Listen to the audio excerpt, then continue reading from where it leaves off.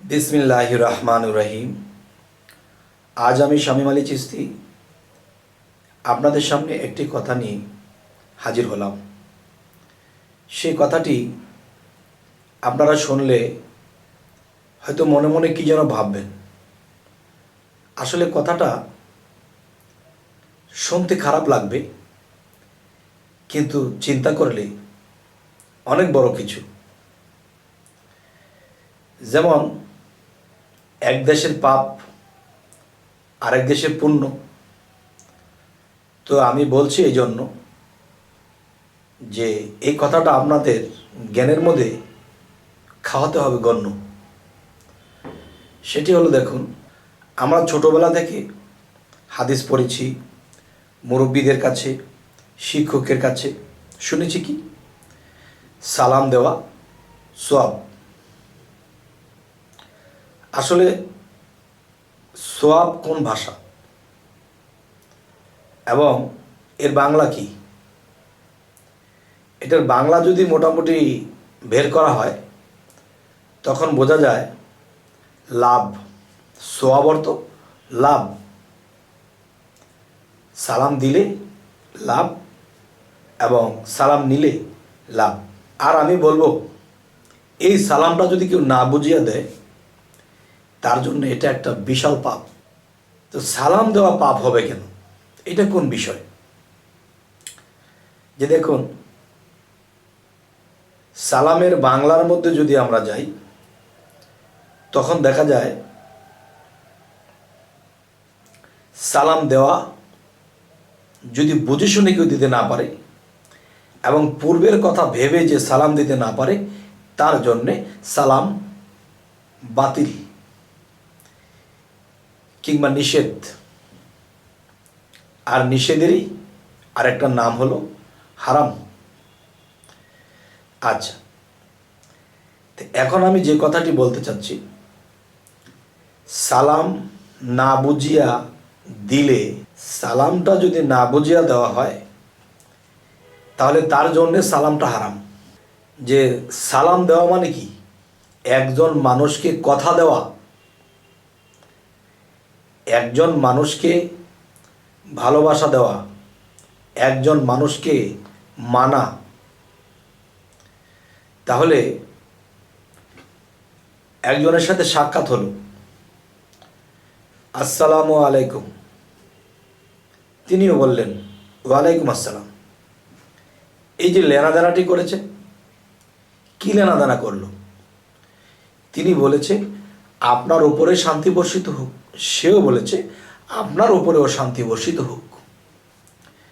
এখন শান্তির লেনাদেনা করেছি, এখন এই শান্তির লেনাদেনা করতে যাইয়া দেখা গেছে ব্যবসা ক্ষেত্রে বা কোনো চলার ক্ষেত্রে বা কোনো কিছুর ক্ষেত্রে তার সাথে আমার সাক্ষাৎ হয়েছে। তখন দেখতে যে সেও ব্যবসা করে, আমিও ব্যবসা করি। এখন সে দেখতেছে যে আমার এখান থেকে যদি একটা সত্য মিথ্যা একটা প্যাঁচ লাগিয়ে দেয় বা একটা কথার কটু জাল করে, তাহলে আমার 1,00,000 টাকা তার ব্যবসাতে চলে যায়। আর সে জানে যে এই কাজটা যদি সে করে তাহলে অনেক কষ্ট পাবে এই লোকটা, কিন্তু এটা তার ভাগিদার, সে পাওনাদার, কিন্তু আমি তলে তলে একটা ব্যবস্থা করে টিচ খাটিয়ে নিয়ে গেলাম। কিন্তু এটা যদি সে জানে তাহলে তার মনে বড় আঘাত পাবে। আচ্ছা, আঘাত পাবে না, শুধু তার সংসারটাই অচল হয়ে যেতে পারে তার এই জিনিসটা যদি নড়চড় হয়ে যায়। তো এখন যেটা বলতে চাচ্ছি, যে আমাকে 2 দিন আগে সে সালাম দিয়েছে বা আমি তাকে 2 দিন আগে সালাম দিয়েছি, আসসালামু আলাইকুম, আপনার উপরে শান্তি বর্ষিত হোক। 2 দিন আগে তাকে আমি শান্তি কামনা করেছি। আজকে স্বার্থের লোভে, টাকার লোভে আমি এমন কিছু করেছি, আমি তলে দিয়ে আমি এমন কায়দা করে তার 1,00,000 টাকা আমি আত্মসাৎ করেছি। তাহলে সেই লোকটা কি আঘাত পায়নি? এই টাকাটা নিয়ে তার সংসারে একটা কাজে লাগাইতো, সে তো নিতে পারলো না, এটা আমার পকেটে এসে গেল। তাহলে 2 দিন আগে আমি তাকে কি বলেছি? আপনার ওপর শান্তি বর্ষিত হোক। আজকে অশান্তিটা তাকে কে দিল?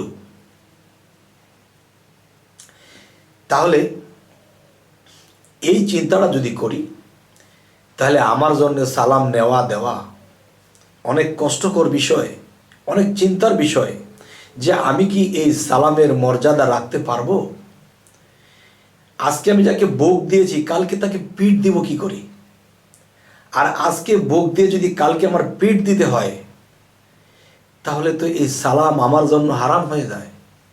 তো সালাম দেইনি, তার সাথে আমি শান্তির লেনাদেনা করিনি, হয়তো পরবর্তীতে তার সাথে আমার অশান্তির লেনাদেনা হয়ে গেছে।